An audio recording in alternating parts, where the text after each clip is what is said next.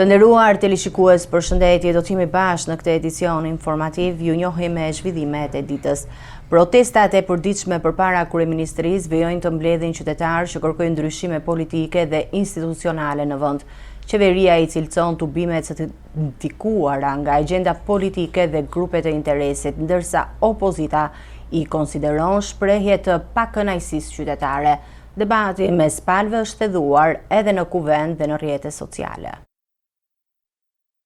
Në kryeqytet kanë vijuar edhe sot protestat e organizuara prej disa javësh para selisë së kryeministrisë, ku qytetarë të ndryshëm kanë shprehur pakënaqësi ndaj qeverisjes dhe kanë kërkuar ndryshime politike. Tubimet zhvillohen në mënyrë periodike dhe kanë pasur në fokus kërkesa për dorëheqje të qeverisë, ngritjen e një ekzekutivi teknik dhe ndryshime në disa ligje që protestuesit i konsiderojnë të debatueshme. Nga ana e saj, qeveria i ka komentuar këto protesta si të nxituara nga grupe me interesa politike dhe të ndikuara nga faktorë të jashtëm, duke theksuar se pakënaqësitë duhet adresohen përmes institucioneve demokratike dhe jo përmes presionit në rrugë. Ndërkohë, përfaqësues të opozitës kanë shprehur mbështetje për të drejtën e qytetarëve në protestë, duke akuzuar mazhorancën se po shmang debatin parlamentar mbi kërkesat e ngritura në sheshe. Situata mbetet e tensionuar politikisht, ndërsa protestat pritet të vijojnë edhe në ditët në vijim me pjesëmarrje të ndryshueshme dhe me kërkesa që mbeten të pandryshuara nga organizatorët.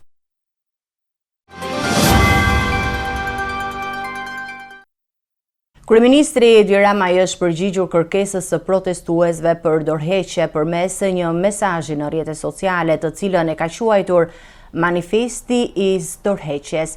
Kreu i qeverisë rëndit arsyet sipas tij që nuk ka asnjë arsye për t'u larguar nga detyra, duke u referuar arritjeve të qeverisë dhe të mandatit të marrë nga qytetarët.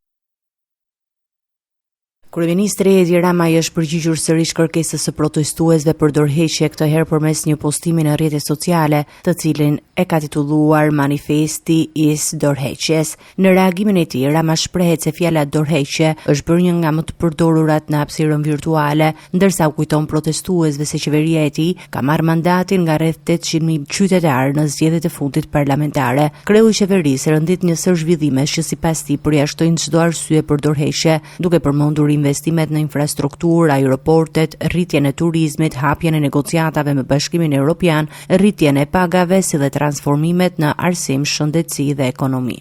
Dorëhiqu për transformimet e zonave urbane dhe rurale, dorëhiqu për aeroportet, dorëhiqu për turizmin që shënon shifra rekord, dorëhiqu për negociatat që u hapën, dorëhiqu për konferencën e 8 ndërqeveritare, dorëhiqu për kthimin në shinat e ekonomisë, dorëhiqu që sot kemi rritur pagat në pothuajse në të gjitha sektoret e ekonomisë, dorëhiqu sepse sot protestohet pajësisht dhe në dritaren tënde nuk ka snajper, dorëhiqu për transformimet në arsim, shëndetësi, infrastrukturë dhe jo vetëm. Realiteti është bezdisës për ata që jetojnë me nostalgjinë e krizës së përhershme. Dorëhiqu sepse e kthive Shqipërinë në një vend që sot respektohet ndërkombëtarisht, ose mendoje kështu, dorëhiqu në 2030-ën. Dorëhiqja e kryeministrit dhe e qeverisë mbetet kërkesa kryesore e protestuesve, të cilët për javësh mblidhen çdo mbrëmje para kryeministrisë. Në platformën e tyre në 5 pika, organizatorët kërkojnë gjithashtu krijimin e një qeverie teknike jo partijake, me ekspert dhe mandat 1 vjeçar, si dhe një sër ndryshime ligjore dhe institucionale. Ndërkohë protestat vijojnë çdo mbrëmje, ndërsa përplasjet politike mes qeverisë, opozitës dhe organizatorëve të saj mbeten të forta.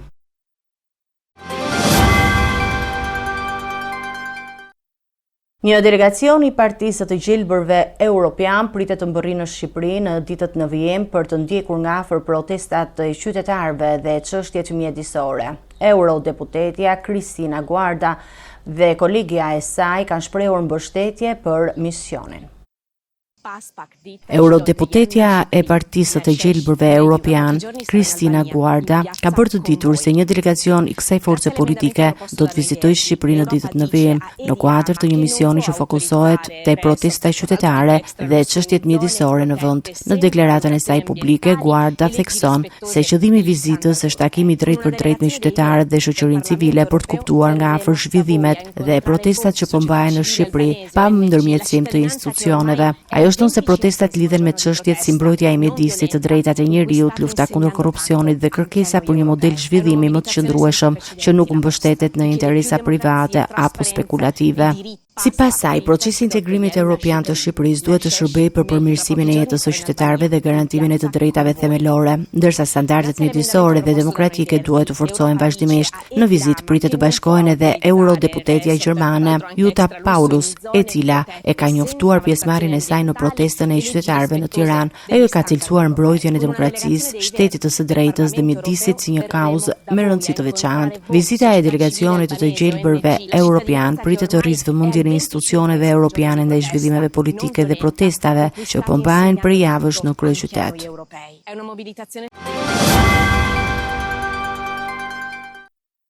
Partia Demokratike ka ngritur dyshime serioze mbi projektin Smart City që parashikon monitorimin me kamera dhe inteligjencë artificiale, duke cilësuar si një kontratë me kosto të fryrë dhe mungesë transparence në zbatim. Partia Demokratike ka ngritur shqetësim lidhur me projektin Smart City, i cili synon instalimin e një sistemi monitorimi me kamera inteligjente dhe ngritjen e një qendre të specializuar kontrolli. Në zbatimin e tij në mars të vitit 2025, qeveria ka dërguar në kuvend ratifikimin e një kredie për $180 milion nga fondi i Abu Dhabit. Zëdhënësia e antikorrupsionit në Partinë Demokratike Genta Vangjeli deklaroi se vlera reale e kontratës përfshin të vëshën arrin në $140 milion. Ndërsa sipas saj, analiza e kostove ngre dyshime se projekti është rritur artificialisht me rreth $80 milion. Në mungesë të transparencës për mënyrën e përdorimit të sistemit, ruajtjen e të dhënave, aksesin e informacion, auditimin e pavarur dhe garancinë për mbrojtjen e të dhënave personale dhe privatësisë, lindin shqetësime serioze për ngritjen e një mekanizmi të survejimit masiv të qytetarëve. Shqiptarët kanë të drejtë të dinë pse po marrin një borxh të ri prej $118 milion për të financuar një kontratë të dhënë pa garë dhe pa konkurrencë, ndërsa ekspertët vlerësojnë se e njëjta teknologji mund të sigurohej me $10 milion më pak. Pa transparencë, pa tender, pa publikimin e kostove reale, ky projekt mbetet në hijen e dyshimeve për shpërdorim të fondeve publike, favorizim të kompanive të përzgjedhura dhe cënim të lirive themelore të qytetarëve. Duke kërkuar transparencë, Vangjeli thotë se asnjë qeveri nuk mund të marrë në emër të shqiptarëve $100 milion borxh dhe t'i shpenzojë ato pa konkurrencë, pa llogaridhënie dhe pa transparencë. Ministria e Bujqësisë ka vendosur të zgjasë me 10 ditë afatin e aplikimeve për skemën kombëtare të mbështetjes në bujqësi. Vendimi u bë i ditur nga ministri Andi Salla, i cili tha se shtyrja vjen pas rritjes së interesit të fermerëve në ditët e fundit. Ai theksoi se deri tani janë regjistruar rreth 40.000 aplikime në rang vendi. Afati për aplikimin në skemën kombëtare të mbështetjes për fermerët të shtyr me 10 ditë nga Ministria e Bujqësisë, duke u dhënë më shumë kohë aplikuesve për të përfunduar procedurat. Vendimi u bë i ditur nga ministri Andi Salla, i cili tha se shtyrja vjen si pasojë e rritjes së ndjeshme të aplikimeve në ditët e fundit dhe kërkesave të vetë fermerëve për një afat më të zgjeruar. Ne kemi rreth 40.000 fermerë që kanë aplikuar deri tani. Pothuajse në të gjitha në 12 masat që ne kemi janë të interesuar për të aplikuar. Kemi në mbrojtjen biologjike, kemi në blegtori, kemi në bletari, një shifër goxha të konsiderueshme.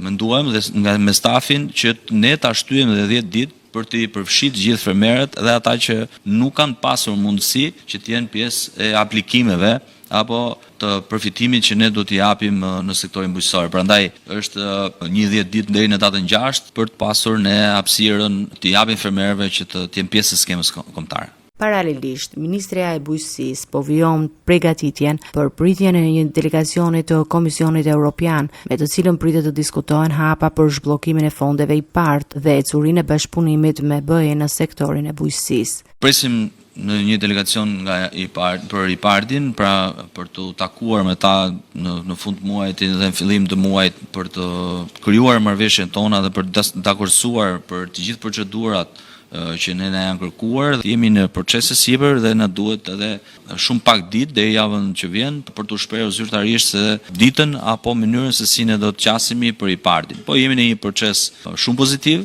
mbetemi shpresë plot që i parti të jetë sa më shpejt dhe duke dakordsuar gjithmonë me komisionin në mënyrë që ne t'i vëmë dispozicion dhe fermerëve një shumë për 148 milion eurosh, që është një shifër e konsiderueshme për bujqësinë shqiptare. Ministri Salla u ndale dhe të debatet e ditëve të fundit për projekt ligjin që lejon të huaj të blejnë toka bujqësore në Shqipëri pas antarësimit në BE. Kaluam në një proces në një dëgjes publike për të, por ajo është një aspekt konsultimi, që ne do të dalim në konsultim dhe më pas do të marrim të gjithë vlerësimin e duhur. Kjo kërkon disa vite, nuk është e tanishme, pra kërkon një proces shumë të gjatë, mbi 7 vite, që nuk është për të miratuar tani dhe është një proces që besoj që do vite për të konsultuar, për të amenduar dhe për të pasur në një proces të tillë akoma më keq për ta kaluar si thoni ju tani në aspektin ligjor. Prandaj do na duhet kohë apo hapësirë për ta kaluar në një aspekt tjetër ligjor dhe do duhet edhe kohën e vet për të përgatitur. Në Komisionin për të Drejtat e Njeriut dhe Mjetet e Informimit Publik u informua projekt ligji për reformimin e kuadrit ligjor të shërbimit informatik shtetëror. Qeveria argumenton se ndryshimet synojnë të rregullojnë më qartë aksesin e shishë në të dhënat e qytetarëve dhe të forcojë kapacitetet institucionale. Opozita ndërkohë shpreh shqetësimet se drafti mund të krijojë hapësira për keqpërdorim të informacionit personal. Komisioni Parlamentar për të Drejtat e Njeriut dhe Mjetet e Informimit Publik diskutoi projekt ligjin që parashikon ndryshime në ligjin që rregullon veprimtarinë e shërbimit informativ shtetëror. Nismën e prezantoi Ministrja e Shtetit për Marrëdhënie me Parlamentin Eriona Ismaili, e cila sqaroi se qëllimi i reformës është përcaktimi më i saktë i kufive ligjor për aksesin në të dhëna, si dhe rritja e efikasitetit në institucion. Krijohet një bazë ligjore për aksesin e kufizuar të shishit në bazat e të dhënave shtetërore, vetëm në funksion të detyrave ligjore dhe sipas parimeve të ligjshmërisë, domosdoshmërisë dhe të proporcionalitetit. Nga ana tjetër, përfaqësues të opozitën ngritën rezerva mbi përmbajtjen e draftit. Kryetaria e komisionit, Jorita Tabaku, deklaroi se formulimi aktual i ligjit lë hapësira të paqarta që mund të çojë në përdorim të tepruar ose politik të dhënave personale. Aksesi që i keni dhënë shishit në databazat shtetërore, duke pas parasysh problemin që ne kemi me mbrojtjen e dhënave personale dhe me skandalin e shkrirjes së shtetit me partinë për akses në dhënat e Timsit, gjendjes civile, edhe kjo për mua është një cënim i sigurisë kombëtare. Përjashtimi nga ligji për drejtën e informimit, heqja nga regjimi i kontrollit të pasurive, vendosja e pagës me një VKM e cila nuk do të jetë që ja lë drejtuesve të institucionit propozimit, që nuk do të jetë transparente, dhe përjashtimi nga raporti i vlerësimit të ndikimit të projekt aktit për mua e cënojnë edhe pavarësinë e institucionit, e kthejnë një institucion varësit kryeministrit dhe cënojnë edhe aksesin në dhëna dhe transparencën që institucioni duhet të ketë. Pas diskutimeve, projekt ligji mori miratimin e shumicës në komision, ndërsa opozita votoi kundër duke kërkuar rishikim të mëtejshëm të dispozitave që lidhen me mbrojtjen e privatësisë.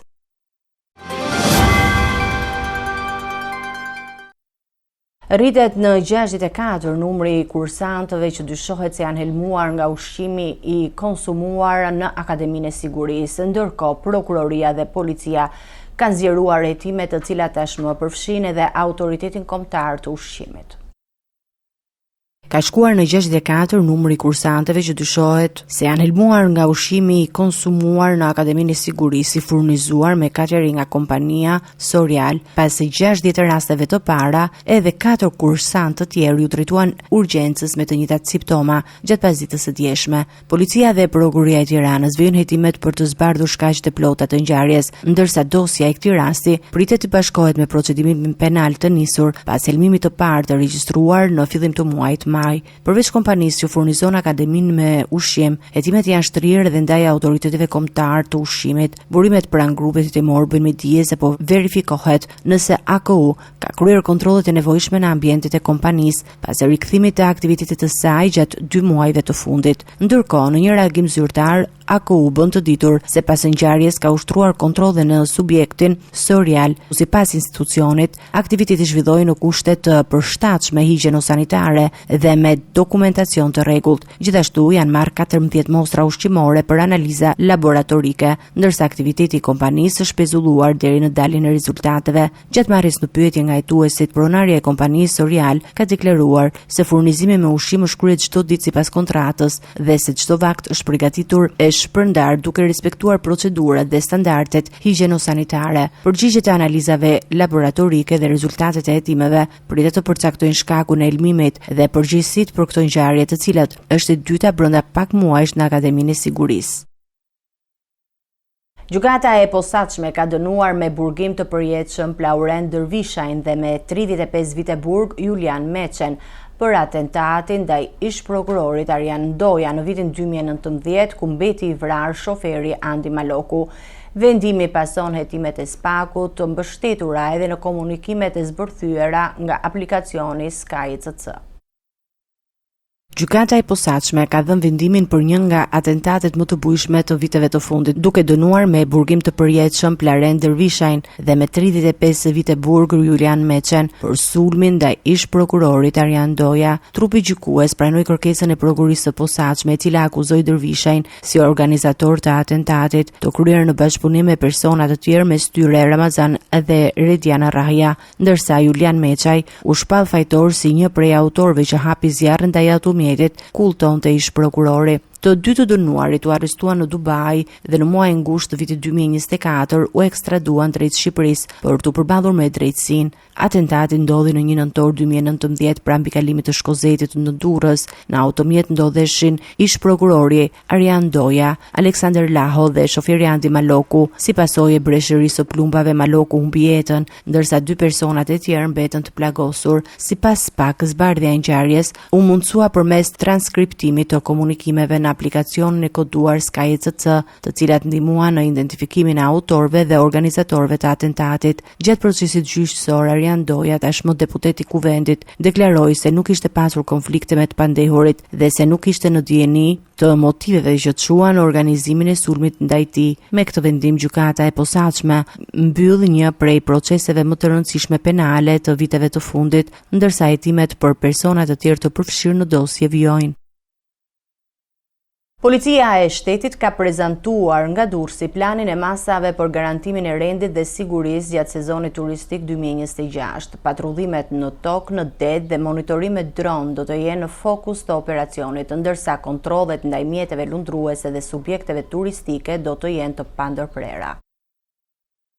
Nga Durrësi, policia e shtetit prezantoi planin operacional për mbarvajtjen e sezonit turistik veror 2026, duke cilësuar garantimin e sigurisë së pushuesve si një nga prioritetet kryesore të këtij viti.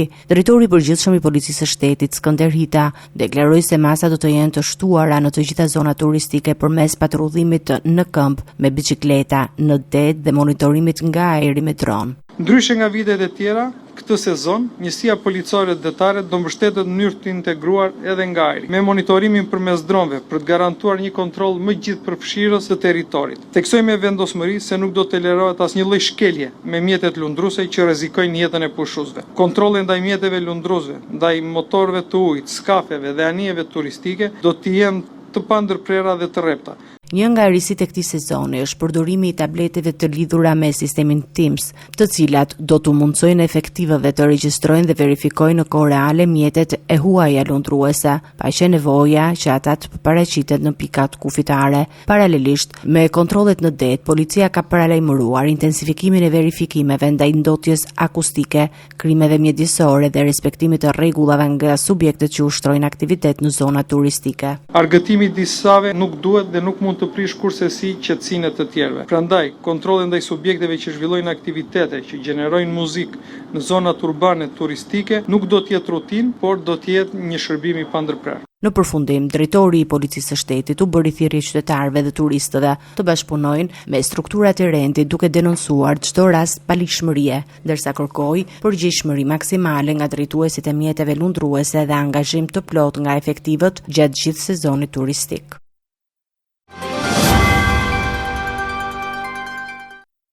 Një konflikt mes dy fqinjeve në Shkodër ka përfunduar me përdorim armësh, zjarri dhe ndërhyrjen e policisë. 2 persona janë arrestuar, ndërsa një tjetër është shpadur në kërkim për mos kallëzim krimi. Ngjarja fatmirësisht nuk ka shkaktuar viktima, por ka lënë pas dëme materiale dhe arsenal armësh të sekuestruara.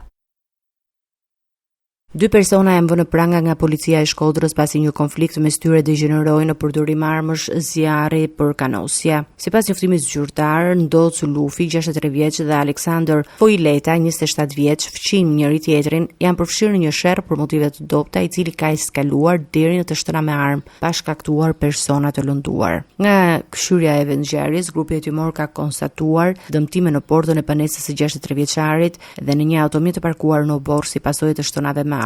Gjatë kontrolleve të ushtruara në banesën e të 2 personave, policia ka sekuestruar një armë zjarri automatike tip Kalashnikov, municion luftarak, si dhe 4 kallëp të dyshuara lëndë plasës e territor. Autoritetet bëjnë të ditur se vijon puna për kapjen e 26 vjeçarit tjetër, i cili dyshohet se ka qenë i pranishëm gjatë konfliktit dhe nuk e ka kallëzuar ngjarjen.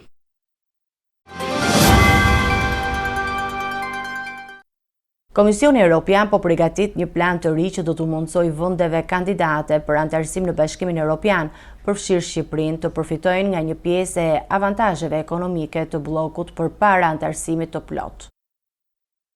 Komisioni Evropian po hartoi një plan të ri që synon t'i afrojë më shumë vendet kandidate në Bashkimin Evropian dhe përpara anëtarësimit të plotë. Nisma e njohur si modeli i integrimit gradual parashikon që shtetet aspirante, mes tyre dhe Shqipëria, të përfitojnë një pjesë të avantazheve ekonomike të BE-s në bazë të progresit të tyre në reforma. Sipas propozimit që po diskutohet në Bruksel, vendet kandidate do të kenë mundësi të përfitojnë akses në programe financimi të Bashkimit Evropian, marrëveshje më të favorshme tregtare si dhe qasje të pjesshme në tregun e përbashkët Evropian, paqënente anëtare me të drejta të plota. Paketa e përfitimeve nuk do të jetë e njëjtë për të gjitha vendet, por do të përcaktohet në varësi të ritmit të reformave dhe nivelit të përafrimit me legjislacionin evropian. Në këtë mënyrë, Komisioni synon të krijojë stimuj konkret për vazhdimin e reformave dhe të ruaj besueshmërinë e procesit të zgjerimit. Ndryshe nga propozimet e mëparshme, të cilat parashikonin dhënien e disa të drejtave politike vendeve kandidate përpara anëtarësimit, modeli i ri fokusohet vetëm te përfitimi ekonomik. Ky qasje konsiderohet se gëzon mbështetje më të madhe politike nga shtetet anëtare të Bashkimit Evropian. Franca dhe Gjermania kanë mbështetur prej kohësh idenë e integrimit gradual, veçanërisht për vendet që ndjekin prej vitesh procesin e negociatave. Propozimi vjen në një moment kur Bashkimi Evropian synon të përshpejtojë zgjerimin, sidomos pas ndryshimit të situatës të sigurisë së kontinentit si pasojë e agresionit rus ndaj Ukrainës. Nëse plani miratohet, Shqipëria do të mund të përfitojë më herët nga fondet evropiane, programet e zhvillimeve me një pjesë të tregut të përbashkët, ndërkohë që vijojnë negociatat për anëtarësimin e plot në Bashkimin Evropian. Do të ecim me të tjera zhvillime. Pas certifikimit të rezultateve të zgjedhjeve të 7 qershorit, Kosova hyn në fazën e konstituimit të kuvendit dhe formimit të institucioneve të reja. Sinjalet e para nga deputetët e komuniteteve jo shumicë lën të kuptohet se procesi mund të zhvillohet pa ngërçim politik të vitit të kaluar.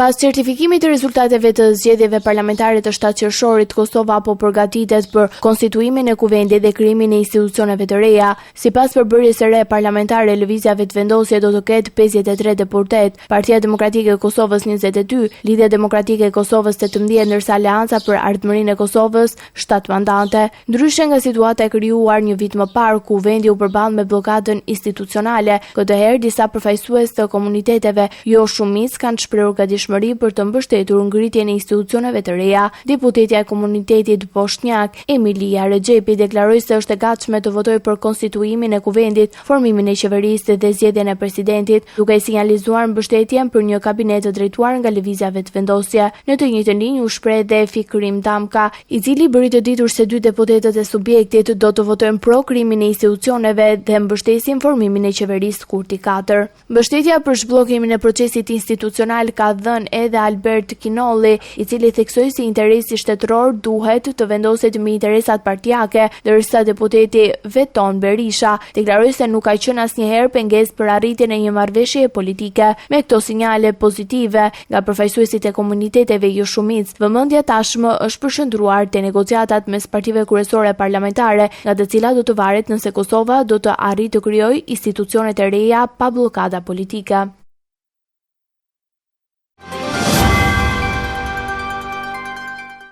Të nderuar teleshikues, do të njihemi me parashikimin e motit.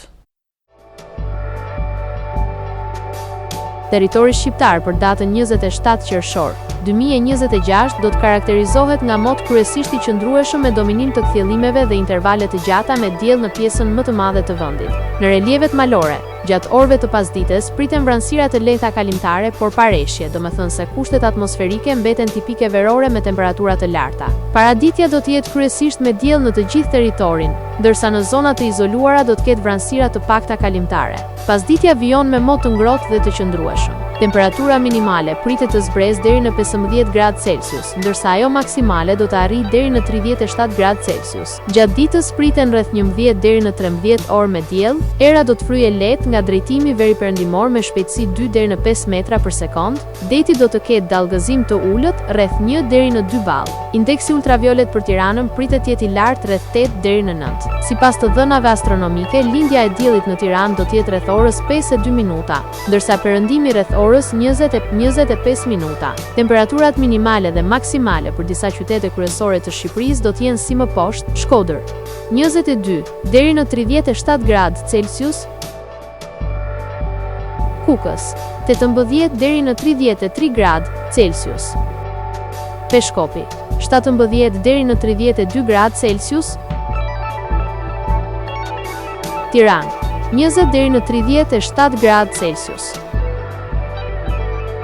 Durrës 23 deri në 33 gradë Celsius, Kavaj 22 deri në 33 gradë Celsius, Elbasan 21 deri në 37 gradë Celsius, Berat 22 deri në 37 gradë Celsius, Korç 15 deri në 30 gradë Celsius, Vlorë 23 deri në 32 gradë Celsius, Gjirokastër 17 deri në 31 gradë Celsius, Sarandë 23 deri në 32 gradë Celsius. Territori i Kosovës për datën 27 qershor 2026 do të karakterizohet nga mot relativisht i qëndrueshëm me kthjellime dhe intervale të gjata me diell. Gjatë pasdites në disa zona malore mund të ketë vranësira kalimtare, por pa reshje të rëndësishme. Temperaturat mbeten të larta dhe tipike verore. Paraditja do të ketë mot kryesisht të kthjellët, ndërsa pasditja vijon me temperatura të larta dhe mot të qëndrueshëm. Temperatura minimale pritet të zbresë deri në 13 gradë Celsius, ndërsa ajo maksimale do të arrijë deri në 32 gradë Celsius. Era do të fryjë lehtë nga drejtimi veriperëndimor me shpejtësi 2 deri në 5 metra për sekond. Indeksi ultraviolet për Prishtinën pritet të jetë i lartë rreth 8 deri në 9. Sipas të dhënave astronomike, lindja e diellit në Prishtinë do të jetë rreth orës 4:52 minuta, ndërsa perëndimi rreth orës 25 minuta. Temperaturat minimale dhe maksimale për disa qytete kryesore të Kosovës do të jenë si më poshtë: Mitrovica 14 deri në 31 gradë Celsius, Podujev 13 deri në 30 gradë Celsius, Skënderaj 14 deri në 31 gradë Celsius, Pej 14 deri në 31 gradë Celsius,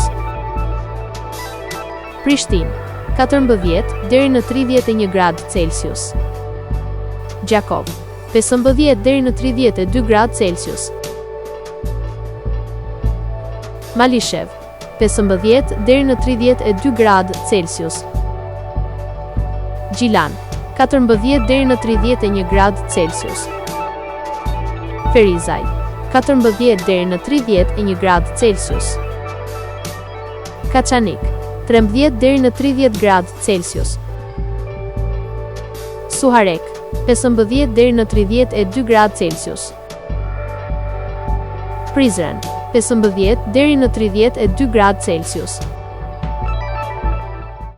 Ishte gjithçka e përgatitur në këtë edicion informativ. Ju faleminderit për vëmendjen tuaj. Bashkë miru takofshim në edicionin e ardhshëm.